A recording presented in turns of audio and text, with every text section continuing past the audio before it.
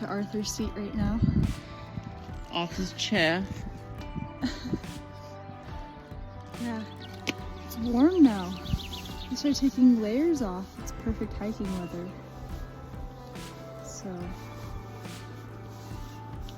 there's lots of people here who work out in shorts, and I thought they were crazy, and now I'm like, actually, I understand. Yeah, you get moving and it feels pretty good. Yeah. Perfect.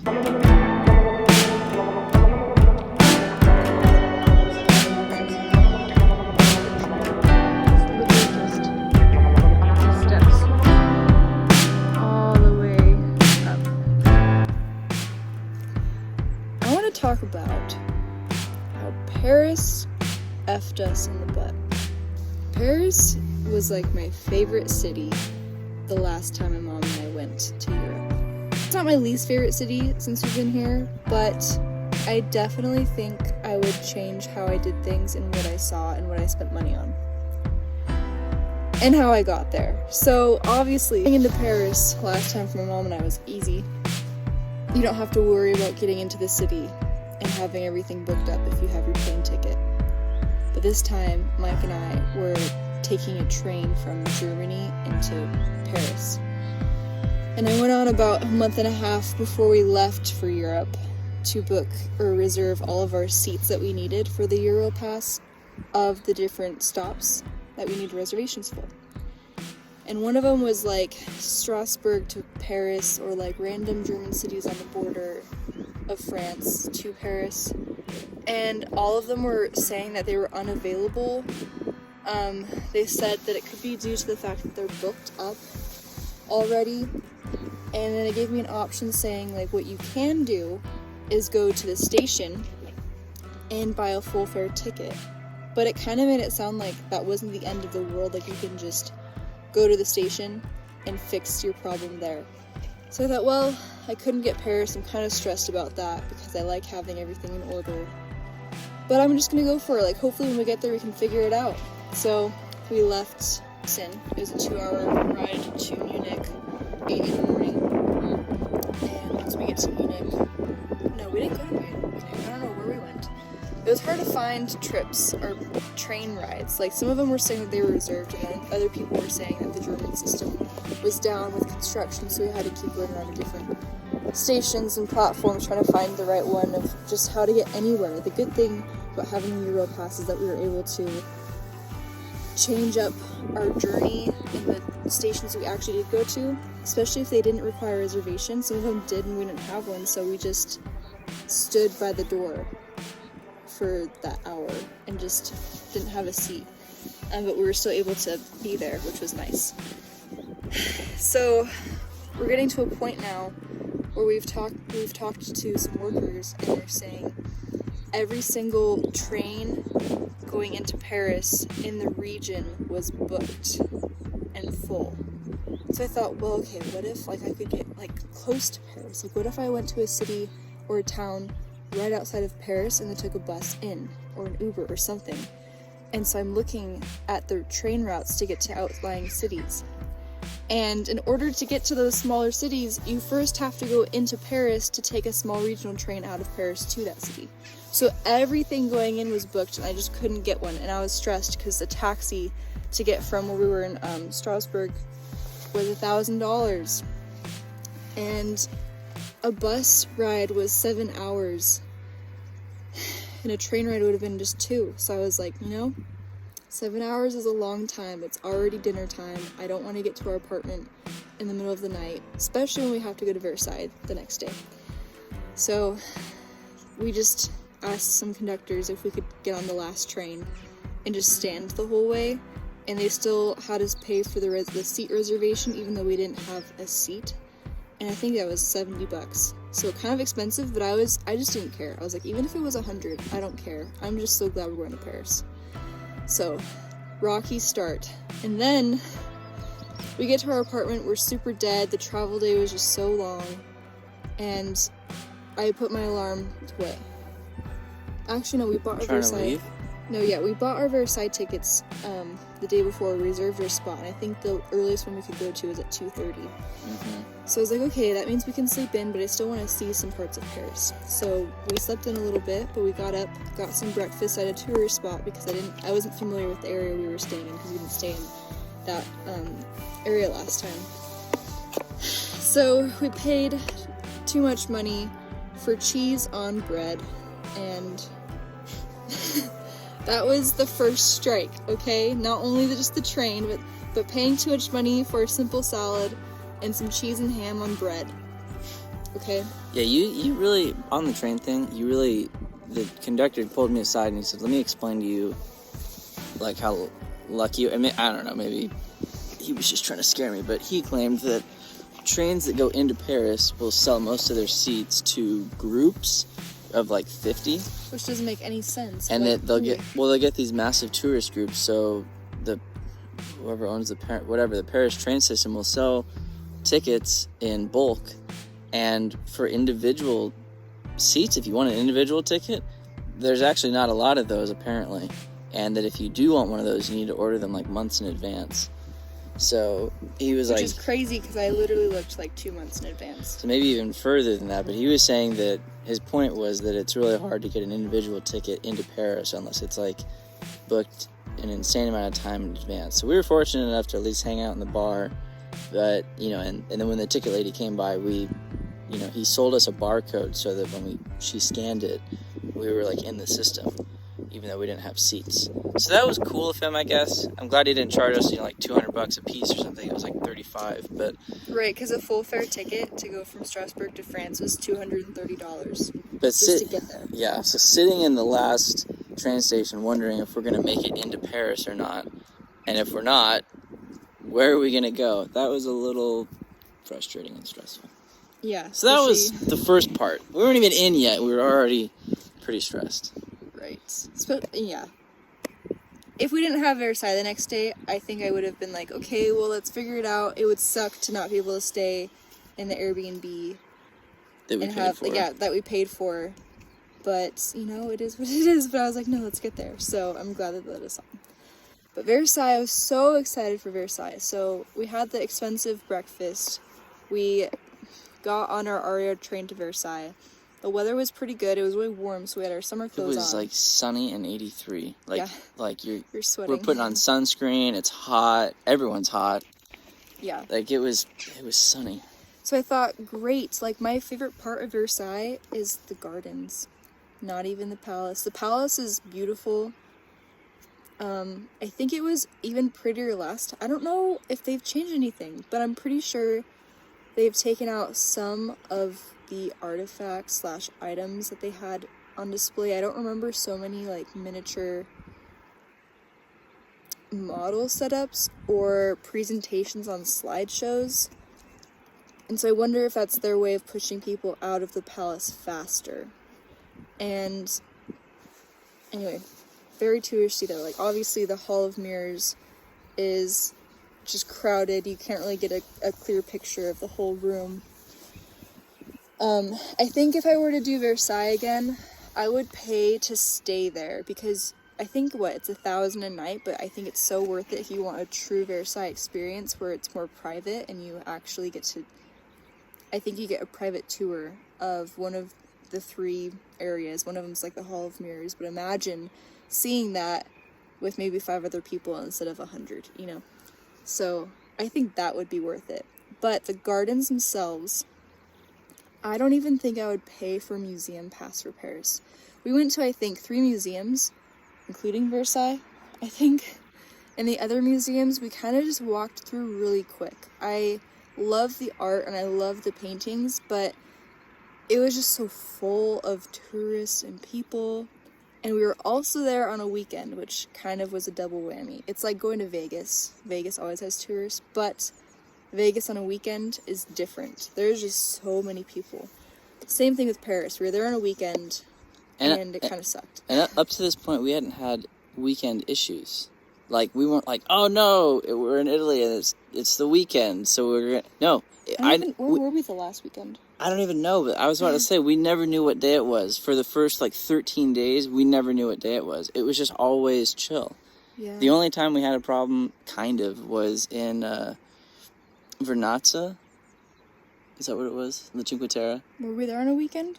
No, but at some point, a train came in with a bunch of tourists, and so, from 10 to 5, typical. It was crowded, but whatever, it wasn't a big deal. It was just, and then they'd all leave, and we'd stay, and it would get really quiet again, so, anyway, we hadn't had a weekend problem. All of a sudden, we realized, oh my gosh, we're in Paris, it's Saturday, and it's nuts. Yeah, Saturday and Sunday were really crowded, and that was exhausting. So we were trying to recover from our stressful travel day, getting to Paris, and then once we were there, we were like, wow, I'm overwhelmed, and it just got to a point where we're like, you just couldn't enjoy anything. Here. We both... And so we were in Versailles though, and I thought, okay, once we get out to the gardens, like how many people actually go all the way out to the very edge of the gardens? There's no one out there, so let's go. Let's go. So we start leaving the palace, and our museum passes are supposed to cover the gardens if there's no garden show. And for some reason, I think there wasn't a garden show earlier in the morning or something. But from the time we were there and onwards, they had the music playing and the fountains on, and I couldn't care less. But I was like, you know what? I'll pay the extra money to get in. So I paid the extra money for the garden show, even though I couldn't care less about the music or the fountains. And we started booking it, and it starts raining. And I'm like, what? It's fine. It's super warm. It's just sprinkling. Let's keep going as far as we can. And so we get to the gate where we leave the actual paid park area, and we start to go outside of that area into the trees, and I don't know, I think it's worth it. Honestly, I don't think I would pay to see the garden access again. I would just go to the park itself and just stay on the free side, because that's beautiful. That's you still get to see the palace, you still get to see the fountains from far away. But I think the Hamlet and Marie Antoinette's palace area is out in that free section. So I kind of think that you can see a lot of cool stuff with free access. I was going to say that the fountain show, by the way, it's not like the Disneyland light fountain show or whatever. They just turn these regular fountains on. Super... it's not even like a cool fountain. It's literally the most basic fountain. And then they just flip a switch, and then in the middle, a little bit of water comes out. That's the fountain show. There's more water than just Hysteria, I don't think so. I can't, whatever. I mean, there's a big fountain, and it's Zero pretty. Impressive. But you have these, side garden fountains, and there's just classical music playing. So I don't think that paying that much money is worth it for a garden show. No. When it's just basic fountains and music. So basic. So it's not worth it, but I was just trying to get out as far as we could. But it starts raining. I'm wearing a summer dress. Mike's wearing... I'm wearing the thinnest summer shirt with my board shorts. And it starts to drizzle. And I saw in the weather report, it was supposed to rain that day. I thought, how? Okay, these little clouds came in. It's starting to drizzle, whatever. And I told Rachel, this should clear up pretty soon. No. We've been low-key kind of following a storm through Europe, and we were kind of mindful of that. But we thought this will pass. Just like it did in Germany. Yeah, it did not pass. I mean, did not pass. At first, we were playing in it, and it was kind of fun to be in this forest with a little bit of rain. It got even rainier, so I was playing my Pride and Prejudice fantasy movie character, and then I don't know, we were just having fun frolicking in the rain, and it was fine at first, and then I realized it wasn't going to stop raining. It's getting worse. It's getting heavier. And once your clothes get soaked, you're probably going to get sick if you stay in them. So I realized that we couldn't stay out. Even if it stopped raining, we were so soaked that we wouldn't be able to stay there. So I was really bummed. I was like, dang it, we have to go now. Well, by this point, it was dumping. If you've ever been caught in an East Coast rainstorm where if you know, you know. I mean, it's not they were big hails. Yeah. It was really windy, and I think it wasn't super horrendously cold, but the wind made it a little bit cold. And obviously that it was cold enough for it to hail. I don't know. Cold enough. I was honestly in panic survival mode at this point because I'm just soaked. My only shoes I brought on the trip were soaked. I have sandals, but like, who's gonna wear sandals out in the rain, you know? And so we're walking up back to the palace. I think it was, what, a mile away? At least. And the water was rushing down this gravelly road, and there was just rocks in my shoes, and it was kind of a mess. Like, there was these like mini rivers that we had to walk through. I was trying to protect my purse to keep our most essential items from getting wet, and it just was horrible. Anyway, so that was Versailles. We didn't even get to see most of the gardens, which was kind of why I went and wanted to bring Mike. So that was really disappointing. But we got back. We had an early night in our Airbnb, just so exhausted from the day before and that day. And then we decided to get up the next morning and do our museum day. And Paris is huge, obviously, and I only had sandals because my shoes were wet. Mike's main shoes were wet, so we kind of were both wearing our shoes that we wouldn't want to walk very far in. So that already kind of got off to like a weird start, and we'd been paying, like, mind you, Paris is expensive if you go to all the wrong places, and we were going to all the wrong food places.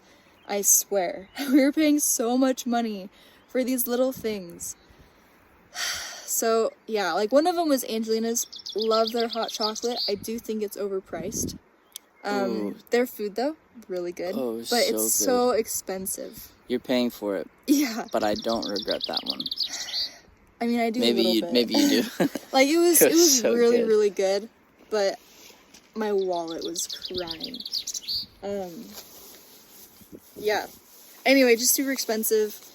Because it was a weekend, Sunday, all the museums were just packed, people trying to get pictures.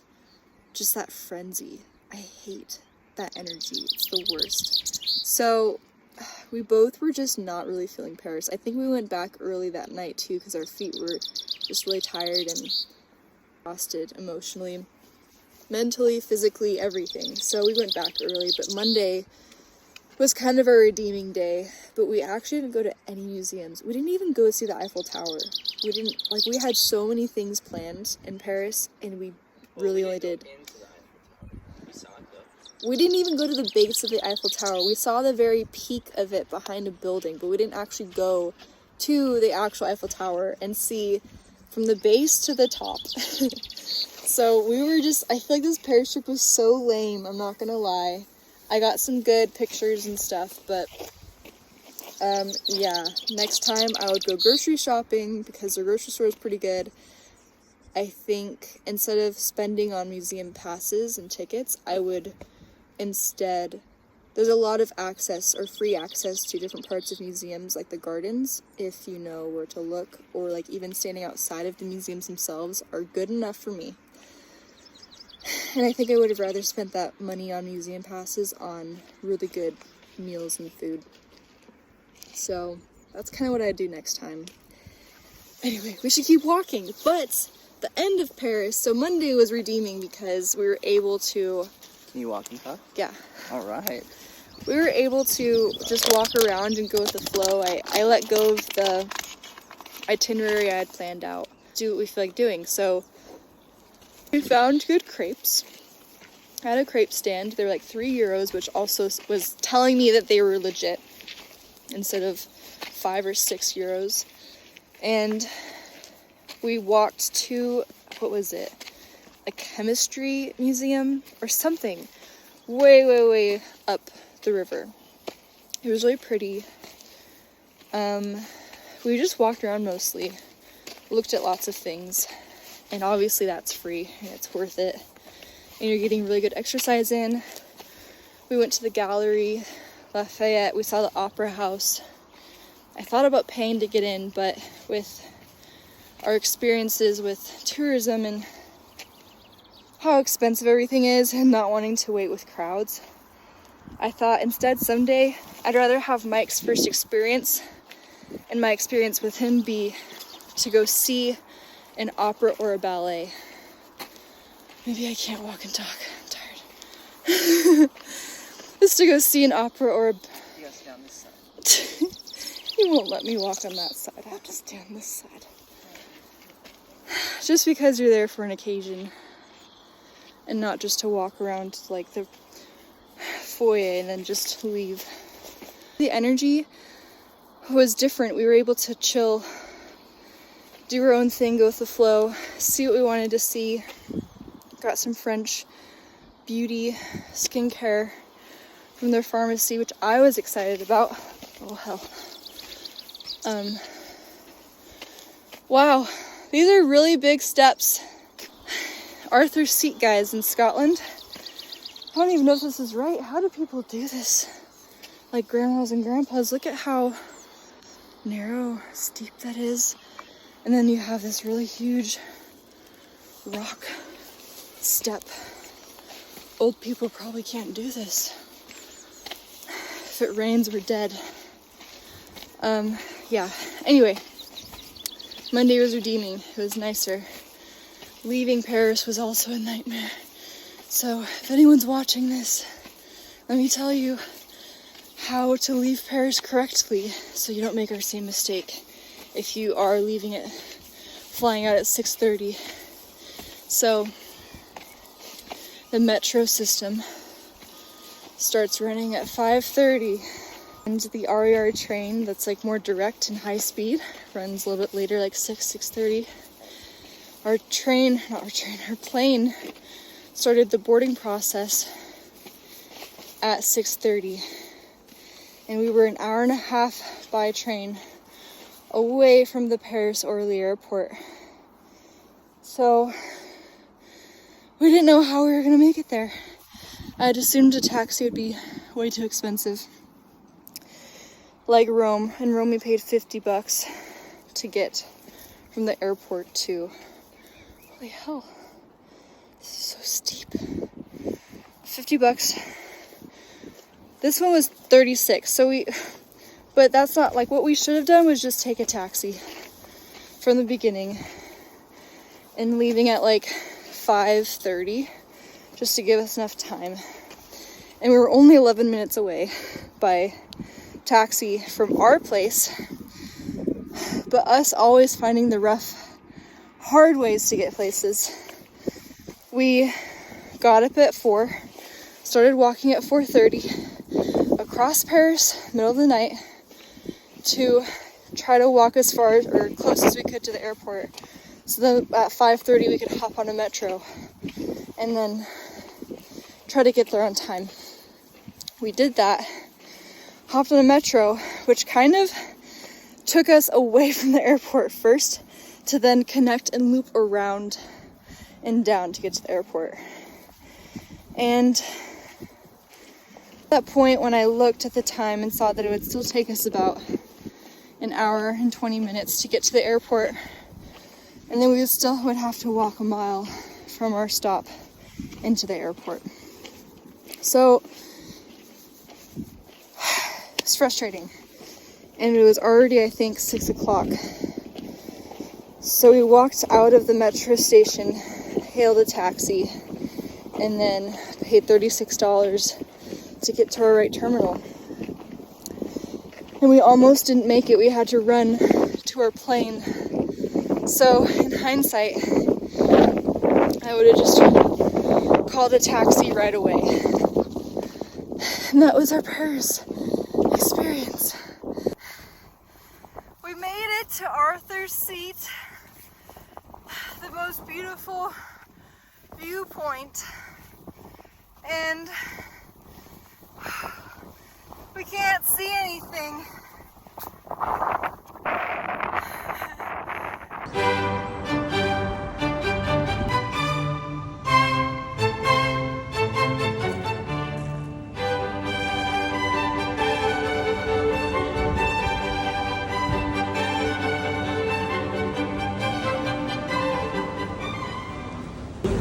In Dumbledore's office, and another one where you will see a big snake's head coming out of the wall, a big basilisk's head, which I have dubbed Terry because it looks terrible.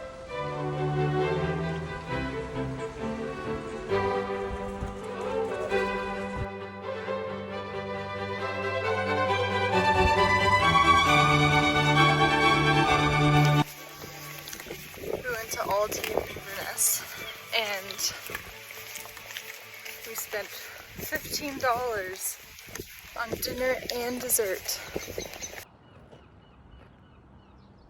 Inverness? I can't say it. How do you say Inverness? Oh, Inverness. Inverness. Wait, can you- Inverness? Inverness. I don't know. Here we are. That was Irish. So self-conscious. Listen, here we are. Okay. We're in Inverness chilling. What do you think of it? It's nice. It's not as nice as Austria. But It's an understated nice. yeah. Bit of choir? Oh. It's awesome. Choir over there. What a comfortable place to come stay. Yeah. You can go to Aldi. You're not living out in the middle of nothing. But you kind of are, because you're out in the Highlands. Yeah, but it's so much prettier here than Edinburgh, in my opinion. I think this is the Highlands. Yeah. Is it? Mhm. Okay. It's the Highlands. The Highlands.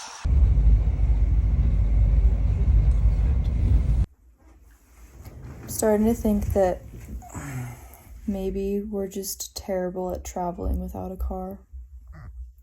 Cars are just... It's just the way to go. We're from California. Save up. Get a car. There's just no... We're not used to taking public transportation. And we went up from Edinburgh to Inverness. What? Get from the Inverness train station to our Airbnb. It was an 11-minute drive and a 25-minute walk. How? Bus station? I think the bus was about the same time, maybe 23 minutes to get here. Not that much quicker than walking, probably from all the stops.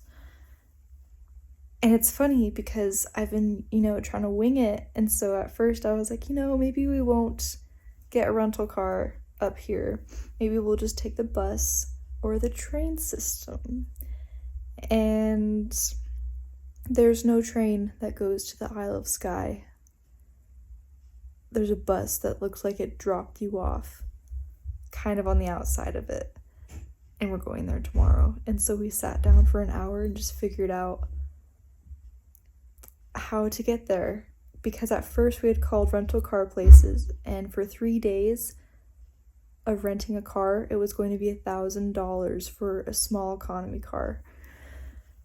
And so we were like, oh no. So we actually found a van for what, $293? Yeah, it's like a commercial cargo van. Commercial cargo van. I'm not driving, you're driving. So everything's backwards here. It's gonna be interesting. So weird. Also, everything's on the wrong side of the road, so like when I'm kind of cursed with public transportation. So I'm actually really excited to have a car so we can see more, because we came to Inverness to walk around the city part and to see the Battle of Culloden, the Culloden battlefield. And that, I think, was only 8 minutes outside the town, and it was like an hour of walking or something crazy. I have no idea what the times are. So we actually didn't get to see that. So Inverness was kind of a dud. But now we know for next time to just come prepared and come to Scotland with a ton of money so we can just rent a car. It's the way to go. Yeah. It's just so much more convenient. Like, there's so much to see out here. And while you can get around with public transportation, having it's just so pretty long. obvious, but yeah, it's so convenient to just have a car and go wherever the heck you want. And I think the convenience is worth paying for if you save for it and don't spend $300 a day. So get a van if you have to, because it was like $90 a day instead of $300. Yeah.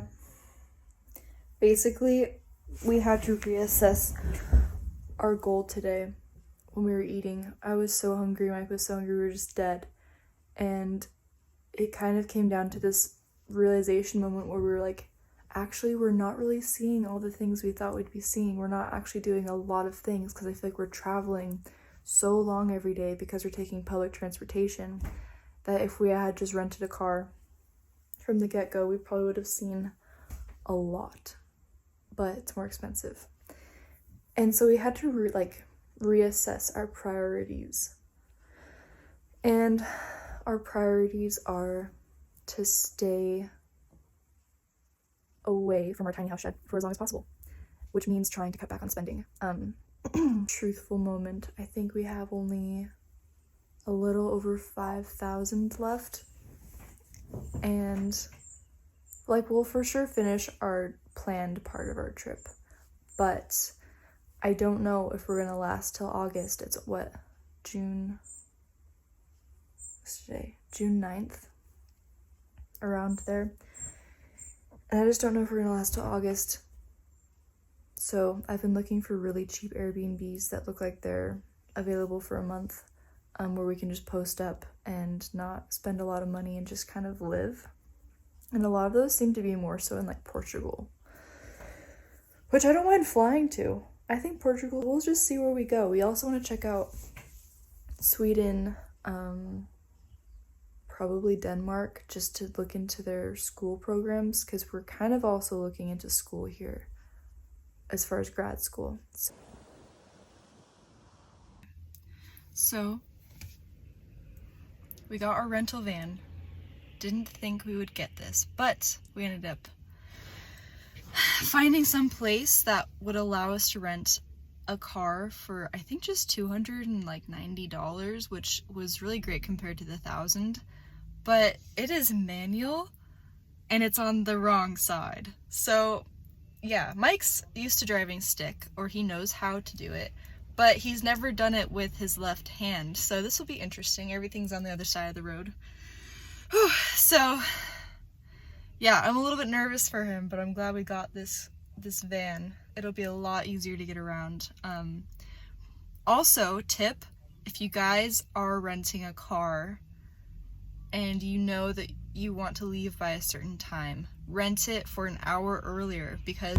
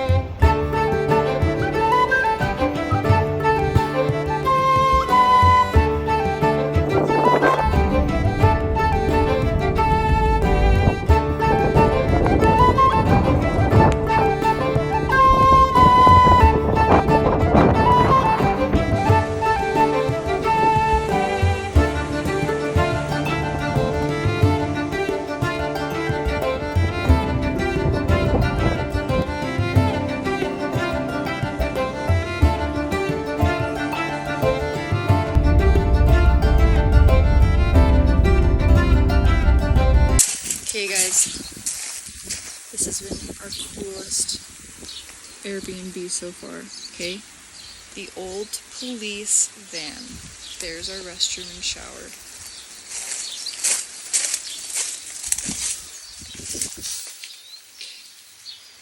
Heater, storage, the bed's really comfy.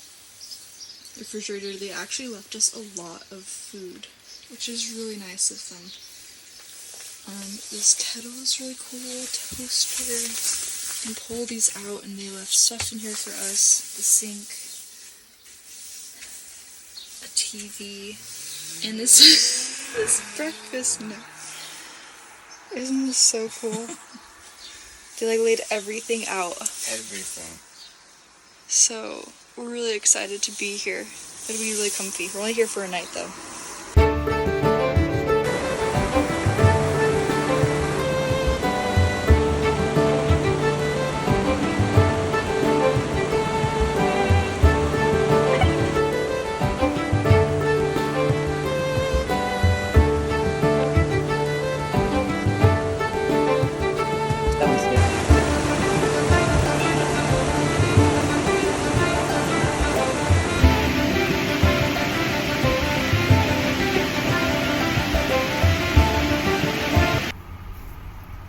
So we just left our police van,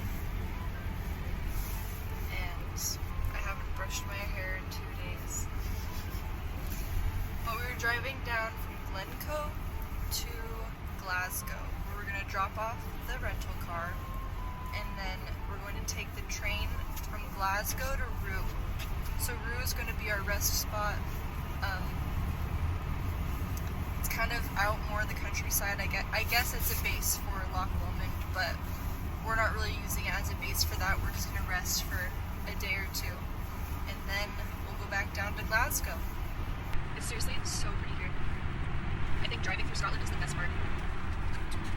Maybe not for Mike. Well, even though we're driving a house, this is still... It was worth it. It was hard at first, but it's so worth it. Yeah, now he's a natural, but I think driving a van is kind of annoying for sure. So, but he's doing great. My choir days in high school, just performing in random places.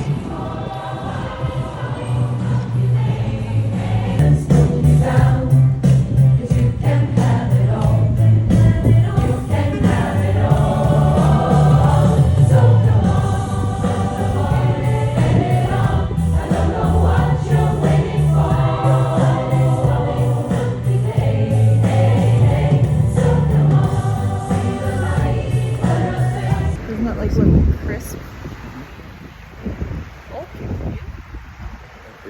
Before you had it like this. And they were just right in between us. But the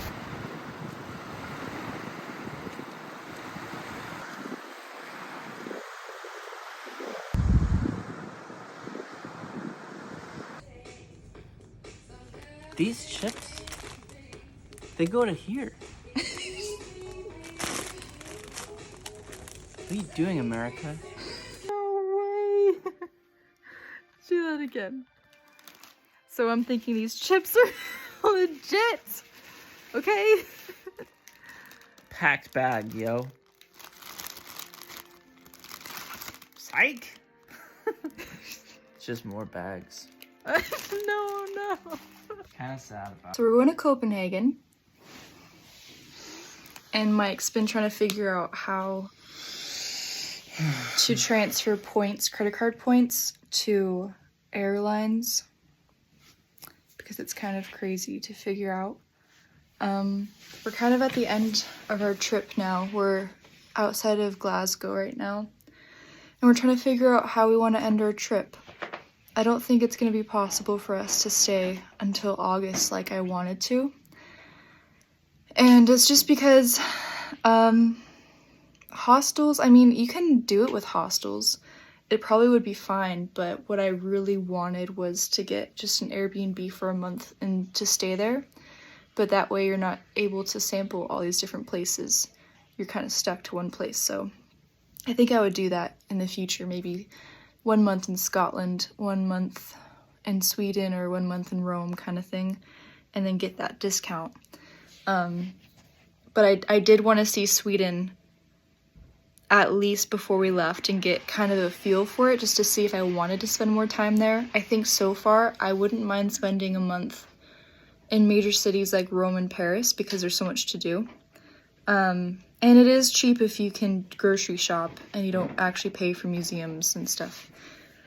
But I don't know if I want to spend a month in Sweden, you know, and have a Swedish summer. I think I do, but I need to figure that out. So we just booked a hostel in Edinburgh for 4 nights because we realized we don't want to go to new cities or be in cities over the weekend.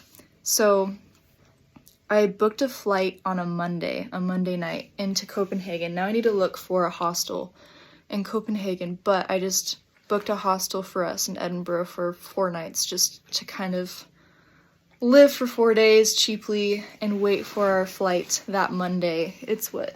Wednesday right now. We're leaving tomorrow, Thursday, to Edinburgh. So we'll be hanging out, chilling until our flight. And then I think my game plan right now is to be in Copenhagen for a few days. And then take the train over the bridge to Malmo. And I don't know where else to go. I don't know anything about Sweden, so I need to look that up. But those are the plans. We're kind of going with the flow. We don't know how we're getting home. Yeah, but Mike is learning a lot, and I'm just planning the itinerary, so I've never done this before. It's kind of crazy. What are we doing? I was having like a stress dream last night about packing, and I keep booking flights. Like the one to Copenhagen is no checked baggage or no carry-on. It has to fit under your seat, and they said if you have 2 items that they're going to charge you $70 for it. And I have a purse, and the last flight was like that too, but I just kind of covered my purse with my jacket and hung it over my arm, and they didn't notice it. So I'm hoping that I can do the same thing and just keep my purse on my lap with my jacket and like pretend my jacket is bulky, but we'll see what happens because I don't want to pay extra. I'm trying to save as much as I can. And then maybe we'll even have extra left over when we get home so we don't have to work right away. We can just vacation at home, hang out, grocery shop, do all the fun life stuff. Mike is so tired. I can tell his brain is working out.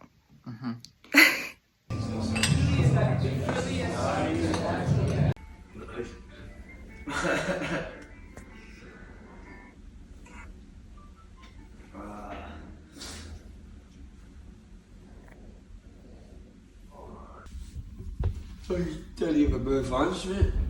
Then you move Vance till fucking she came in and start changing your beds and that. I need it, sir. Aye, mate, I should woke me up. And now at time I'm at fucking 2:45. Can't read that thing already. But the desk didn't let me sleep in.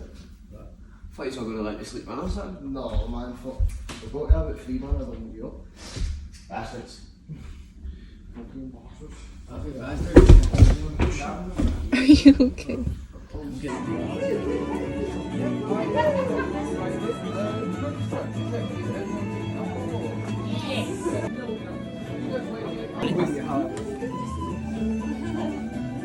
Awesome, you can have another little go if you like. And whenever you're ready, just blow it out for me. Blow the flame up. Perfect. And I would wait about 30 seconds to just...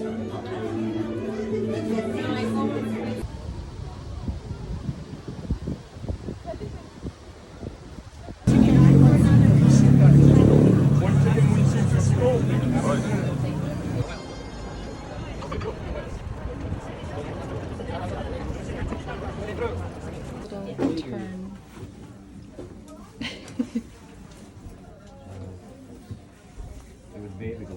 Dude. Okay, now show me the tip.